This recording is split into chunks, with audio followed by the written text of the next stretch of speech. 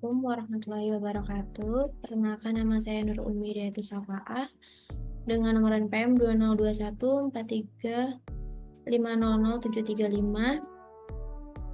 Saya perwakilan dari kelompok 10 yang beranggotakan saya sendiri dan teman saya Rini Arminta dengan nomor NPM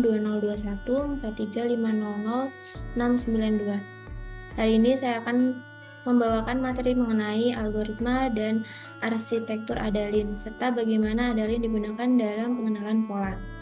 Topik ini merupakan bagian dari pembelajaran jaringan saraf tiruan. Jaringan saraf tiruan adalah salah satu cabang dari kecerdasan buatan yang meniru cara kerja otak manusia dalam memproses informasi. Di dalam jaringan saraf tiruan ada unit-unit kecil yang disebut dengan neuron. Neuron buatan yang saling terhubung. Mereka bisa belajar dari data, mengenali pola, bahkan membuat prediksi. Nah, model Adalin adalah salah satu bentuk awal dari neuron buatan ini. Apa itu Adalin? Adalin atau Adaptive Linear Neuron pertama kali diperkenalkan oleh Bernard Widrow dan Marcian Hoof pada tahun 1960. Model ini cukup mirip dengan Perceptron, tapi punya perbedaan penting. Adalin memperbarui bobot berdasarkan nilai output sebelum diubah oleh fungsi aktivasi, jadi proses pembelajarannya lebih stabil dan akurat, terutama untuk data linear. Secara arsitektur, Adalin sangat sederhana.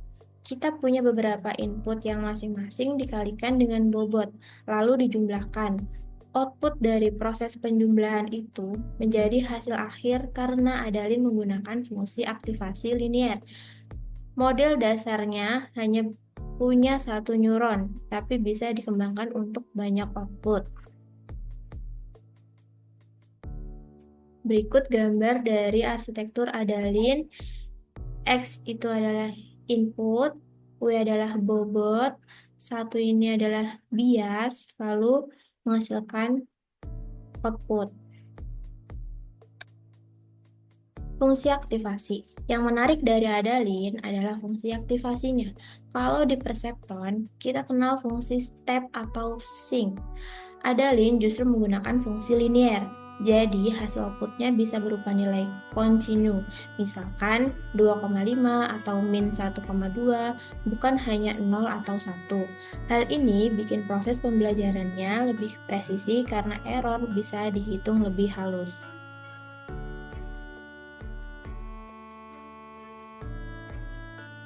Algoritma pembelajaran Adalin.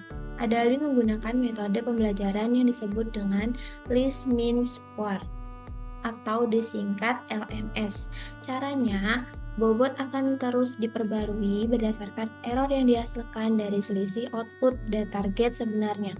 Kalau errornya besar, bobot berubah banyak. Kalau errornya kecil, perubahan bobot juga kecil. Ini membuat proses belajarnya lebih bertahap dan stabil.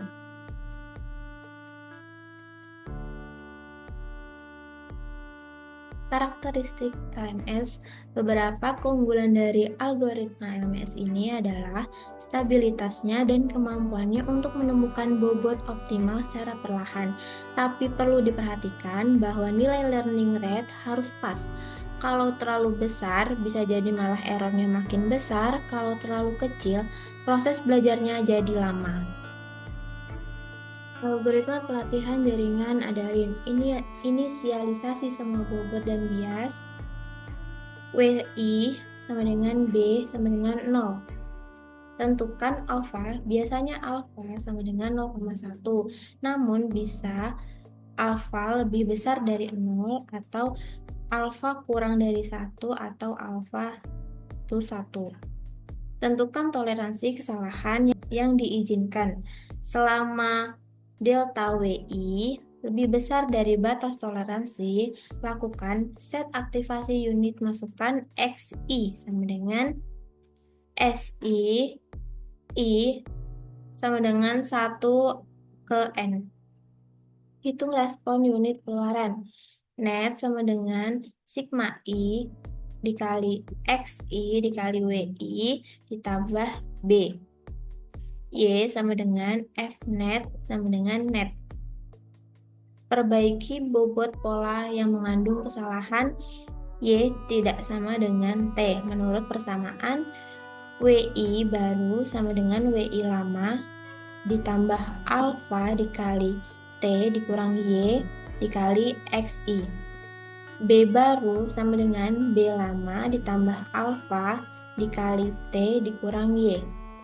Ulangi tahap 4 dan 5 apabila nilai maksimum delta WI masih lebih besar dari nilai toleransi. Proses berhenti apabila batas maksimum delta WI sudah kurang dari batas toleransi.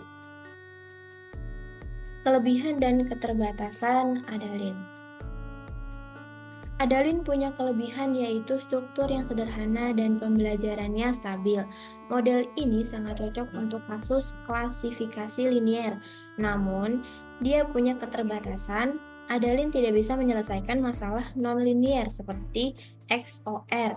Selain itu, model ini sangat bergantung pada kualitas data dan parameter seperti learning rate.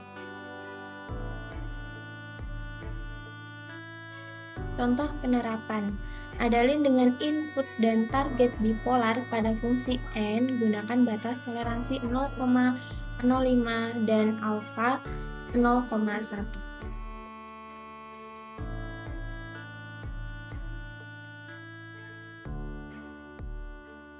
Input, masukkan X1, X2, targetnya X1-nya 1, X2 1, targetnya 1. Masukkan X1-nya 1, masukkan X2-nya min 1, targetnya min 1. Masukkan min 1, X2-nya 1, targetnya min 1. X1-nya min 1, X2 min 1, targetnya min 1.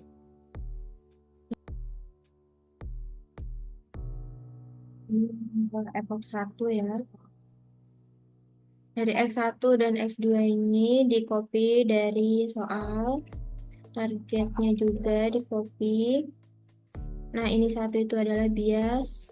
Jadi ini satu semua.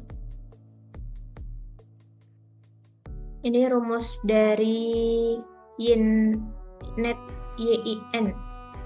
Yaitu rumusnya sigma I dikali XI dikali WI ditambah B sama dengan X1 dikali W1 ditambah X2 dikali W2 ditambah B.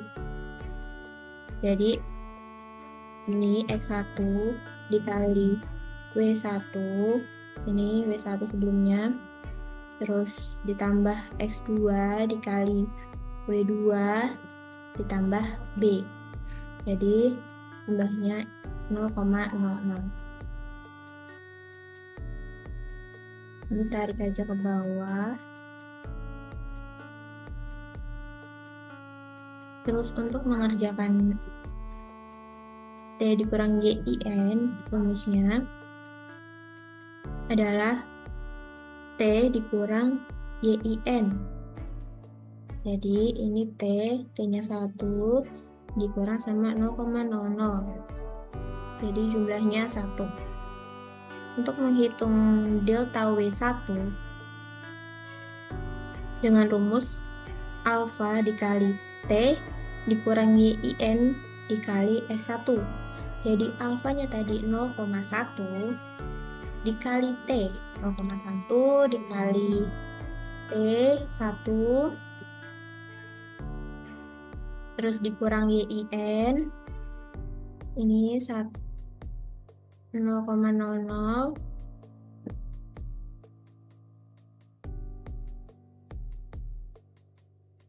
dikali X1, yaitu 1. Jadi totalnya 0,1. Ini ditarik aja ke bawah. W ini delta W2 itu sama rumusnya.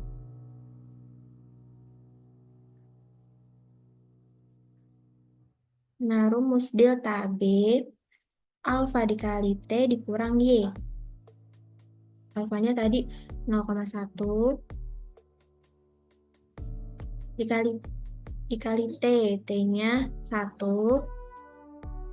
dikurang Y, Y-nya 0, nih Y, jadi sama dengan 0,1 dikali 1, sama dengan 0,1.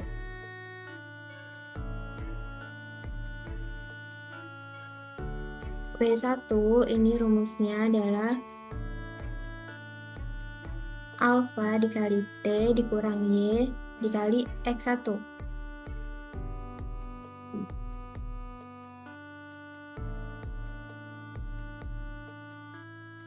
Ini alfanya 0,1, T-nya itu 1, dikurang 0, dikali X-nya tadi berapa? 1. Jadi hasilnya 0,1. W2 juga rumusnya sama, B. Ini rumus B itu B lama ditambah alfa dikali T dikurang Y, atau B lama ditambah delta B. Jadi B lamanya tadi kan 0. Delta B-nya 0,1. Jadi 0 ditambah 0,1. Jadi jumlahnya 0,1. Tarik ke bawah aja rumusnya. Karena delta W1 dan W2-nya itu masih lebih besar dari toleransi, dan tadi toleransinya 0,05, maka dilanjutkan dengan epok kedua. Epok kedua sama aja tadi rumusnya yang di atas, cuma dipindahkan X1, X2, sama target, sama bias dipindahkan semua. Terus isi W1 dan W2-nya itu dari sini, lanjutan dari atas ya. Terus B-nya juga dari atas sini. Nanti hasilnya adalah 0,02. Karena delta W1 dan W2-nya 0,02, karena udah lebih kecil dari toleransi, maka iterasi berhenti pada epok kedua. Jadi W1, W2, dan B hasil yang tadi merupakan bobot digunakan untuk pengenalan polanya. Ini ya, tadi W1-nya 0,29, W2-nya 0,26, B-nya min 0,32.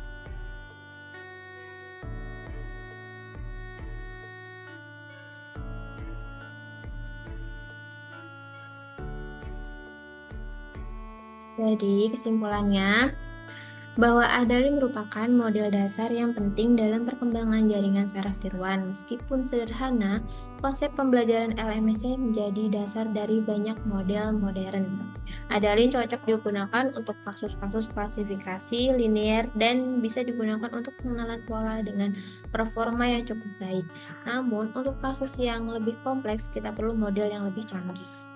Terima kasih banyak atas perhatian dan waktunya. Semoga materi yang saya sampaikan bermanfaat dan bisa menambah pemahaman mengenai ADALI dan penerapannya. Wassalamualaikum warahmatullahi wabarakatuh.